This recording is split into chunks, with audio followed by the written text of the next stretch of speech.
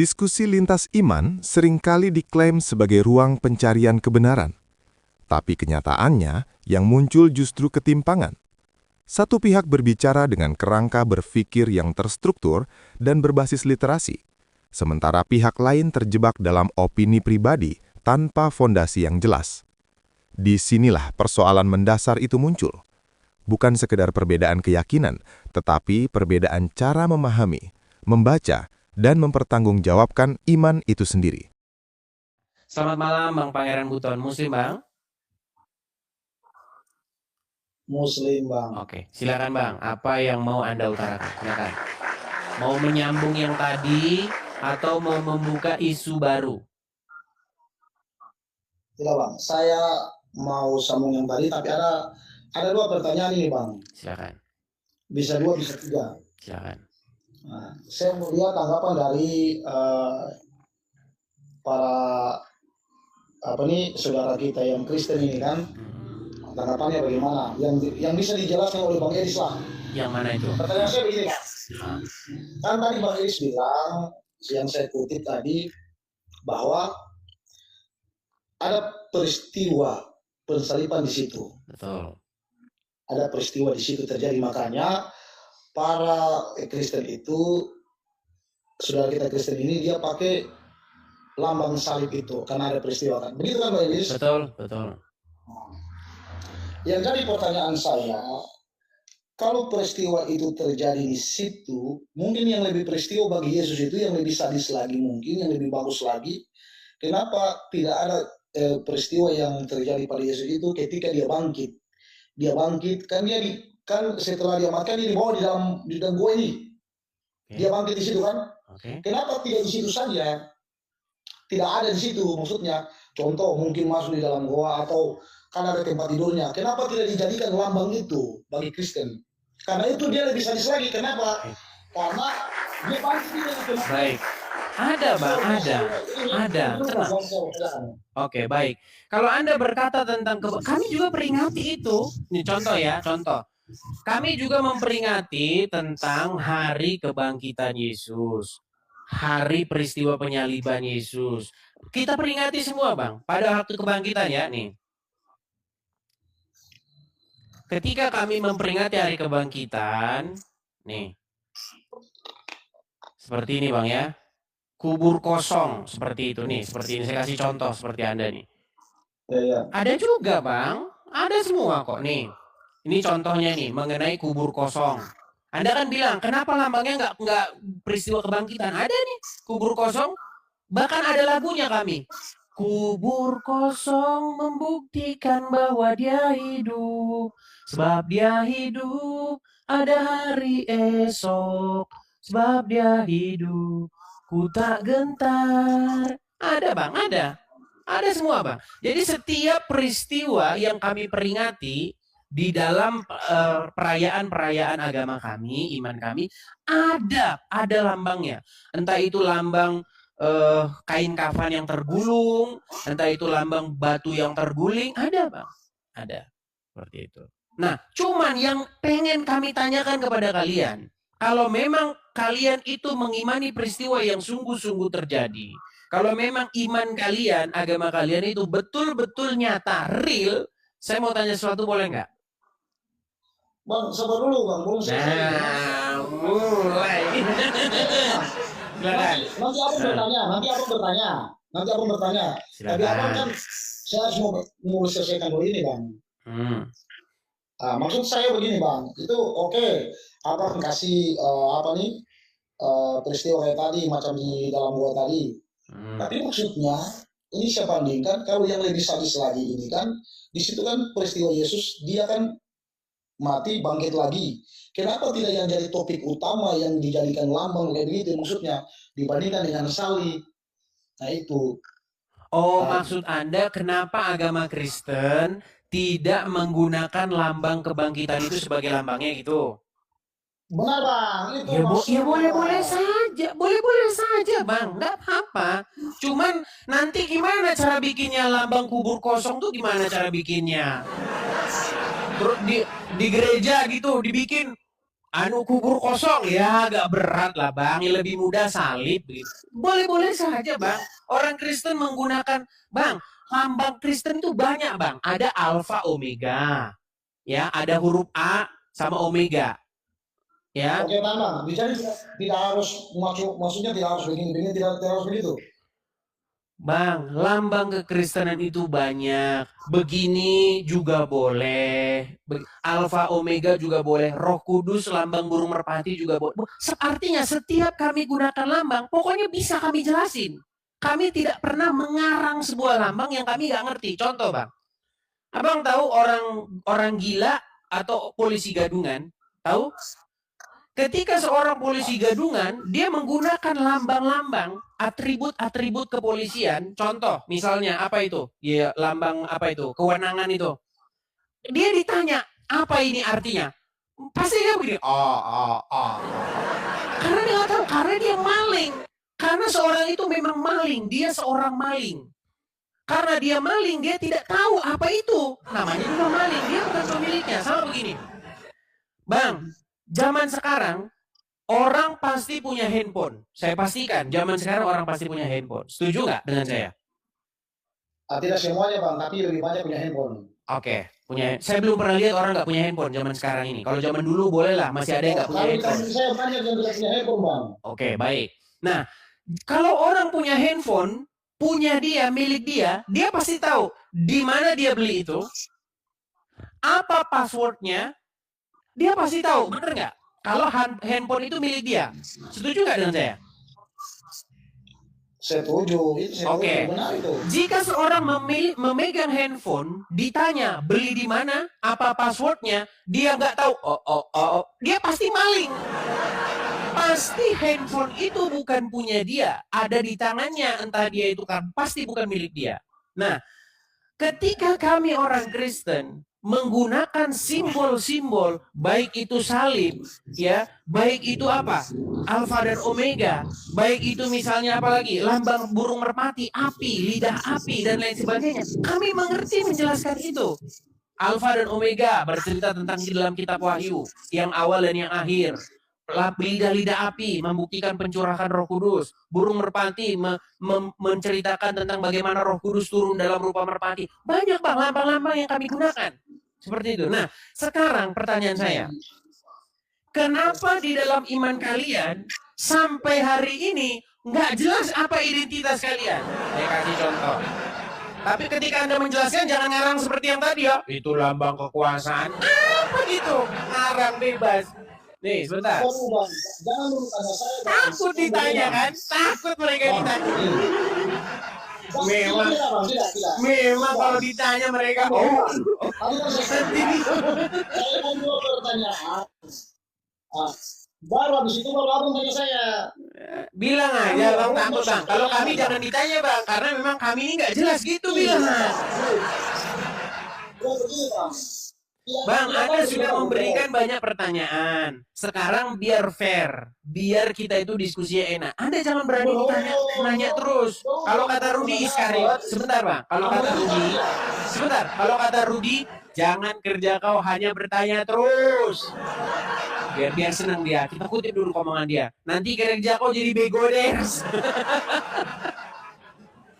Berani ditanya, berani bertanya, berani ditanya. Jangan kerja kau hanya bertanya terus. Kita senangkan dulu dia, biar nggak anu dia. Kita hibur dulu. Oke, sekarang boleh nggak saya nanya balik sama Anda? Satu kali pertanyaan baru abang bertanya kepada saya. Anda sudah nanya berapa pertanyaan? Memang mereka ini kalau ditanya takutnya setengah mati. Oke, sekarang gimana? Boleh saya bertanya? Satu pertanyaan bang, baru abang bertanya kepada saya. Ya udah, kita ngalah aja teman-teman. Mereka ini kan karena nggak jelas nggak apa-apa. Silakan. Apalagi pertanyaan Anda? Begini bang, supaya saya bisa paham lagi, mengerti penjelasan bang di sini bagaimana. Karena begini, kalau menurut saya yang saya tangkap dari Bang Edis, jadi tadi diskusi lintas agama ini, memang sampai kapanpun ini antara Muslim dengan Kristen ini tidak akan ketemu. Contoh, saya contohkan ini. Saya memperlurus ini sedikit ini. itu Yesus bagi Muslim itu adalah Yudas Iskariot yang sedangkan Kristen itu adalah Yesus benaran. Itu saja sudah beda, Bang. Lah untuk apa mau diperdebatkan? Oke, sudah bisa ditanggapi? Sudah beda. Jadi sampai kapanpun itu titik temunya tidak ada. Kalau mau bahas tentang Yesus itu Tuhan ini tidak akan ketemu itu sampai kapan? Karena dari situ saja sudah beda pandangan. Boleh saya jawab? Tidak perlu berbicara panjang lebar ke sana ke sini. Boleh saya jawab? Begini, sabar Bang, sabar. Oke, nanti Abang jawab. Saya jelaskan sedikit, Bang.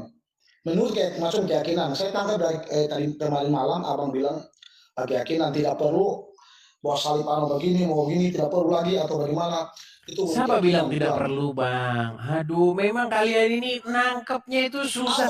Saya tidak bilang tidak perlu. Yang saya katakan, kalau ada seseorang berkata, kalau tidak melakukan tanda begini, doanya tidak diterima. Itu yang saya bilang bukan Alkitabiah, itu tidak Alkitabiah. Tanda seperti ini merupakan satu identitas. Begitu loh. Kami ini seorang Kristen. Ya, melambangkan lambang salib, ada peristiwa di baliknya. Saya bilang seperti itu.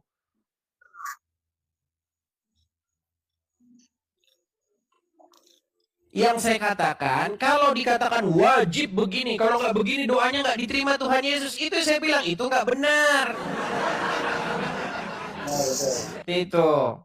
Nah sekarang gini, boleh gantian saya bertanya dan bernarasi juga sedikit menanggapi Anda. Boleh. Baik. Pertama, saya tanggapi dulu. Anda berkata begini, tidak akan ketemu, tidak akan berujung pertemuan antara Anda dan iman Anda dan iman saya. Memang betul tidak akan ketemu kalau Anda nggak mau mikir. Kalau nggak mau mikir nggak akan ketemu. Gimana? Sekarang begini, Anda bilang, bagi kami Yesus itu adalah Yudas.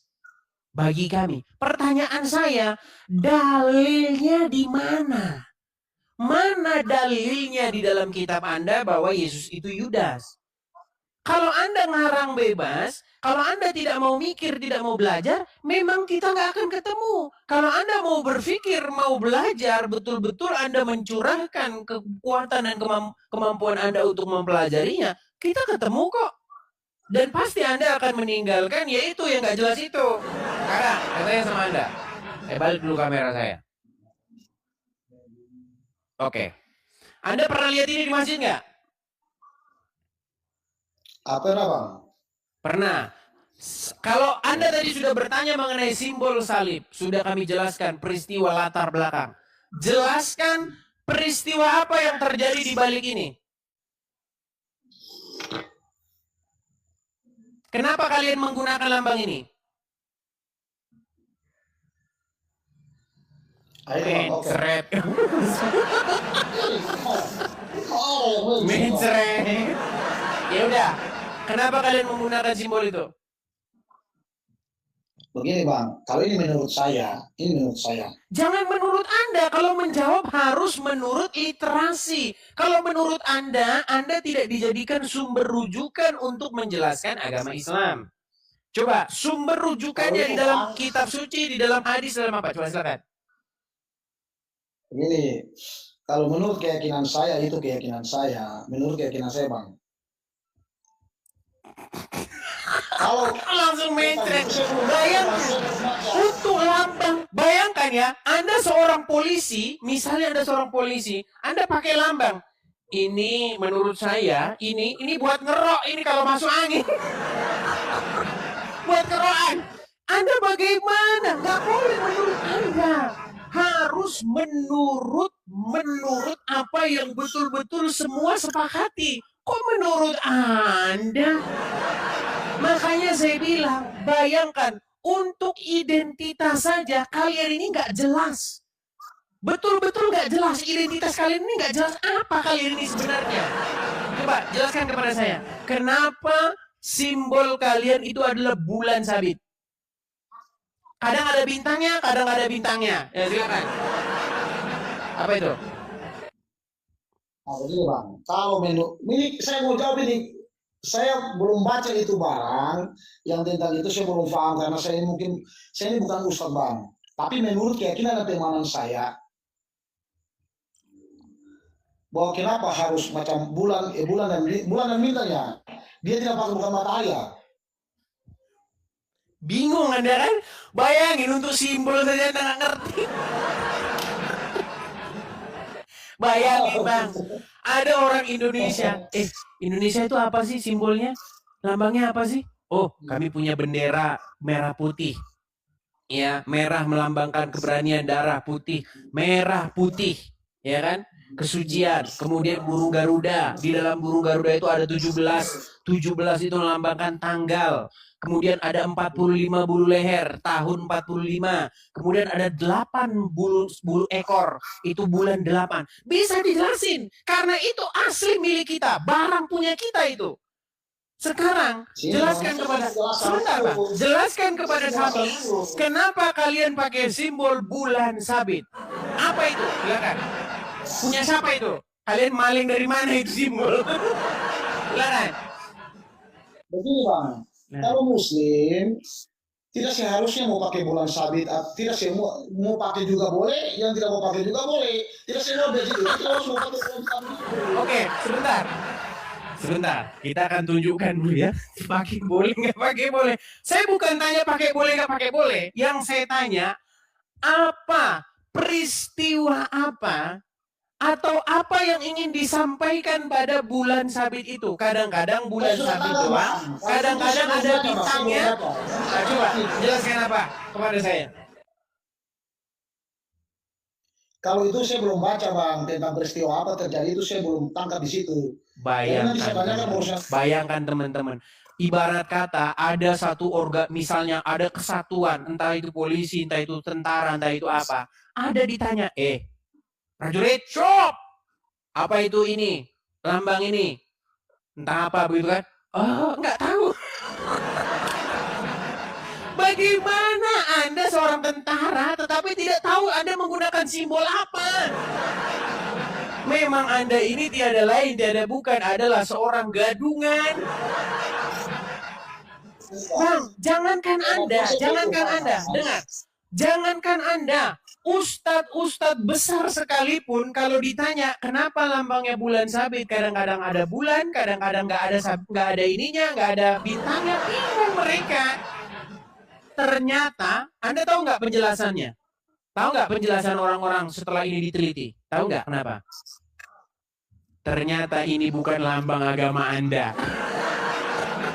Bayangkan, 1400 tahun kalian salah pakai lambang. Ngeri nggak kalian? Ngenes. Iman kalian itu iman yang ngenes loh. Ngenes. Bayangkan 1400 tahun kalian salah pakai lambang. Ngeri ya itu. Sampai sekarang kalian kehilangan jati diri, kehilangan identitas. Nih. Sebentar, ini sudah dijelaskan. Dengar, ini sudah dijelaskan oleh pakar-pakar agama Anda. Ini bukan merupakan simbol agama kalian. Kalian 1400 tahun salah pakai simbol. Ngeri nggak? Ngenes kalian itu, ngenes. Begini Bang, kalau menurut saya, saya ini untuk apa dengan simbol itu Bang? Maksudnya mau bicara bukan simbol untuk apa dengan simbol, begini. Bukan untuk apa dengan simbol. Anda kan bertanya kepada kami, apa itu salib? Kenapa? Ada apa dengan lambang salib itu? Kami bisa menjelaskannya, ada peristiwa sejarahnya. Jadi kami mengimani sesuatu yang real, sesuatu yang terjadi. Nah sekarang saya balik sama kalian. Kenapa kalian menggunakan simbol itu? Bulan sabit, kadang-kadang ada bintangnya, kadang-kadang nggak ada.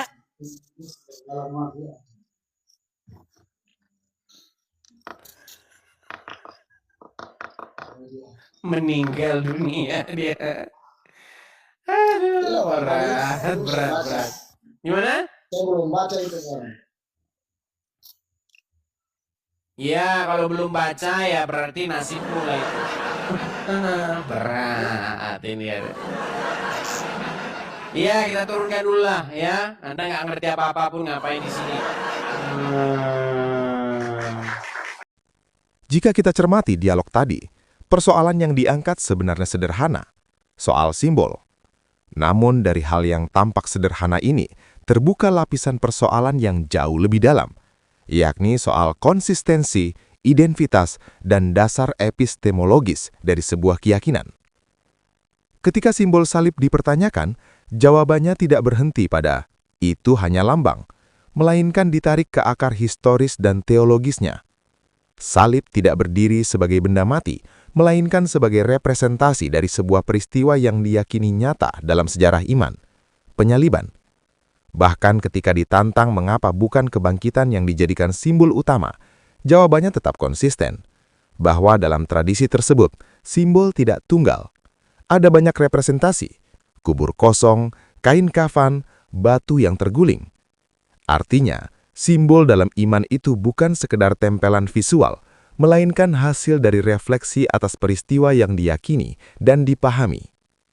Di titik ini, sebenarnya terjadi pergeseran posisi yang menarik.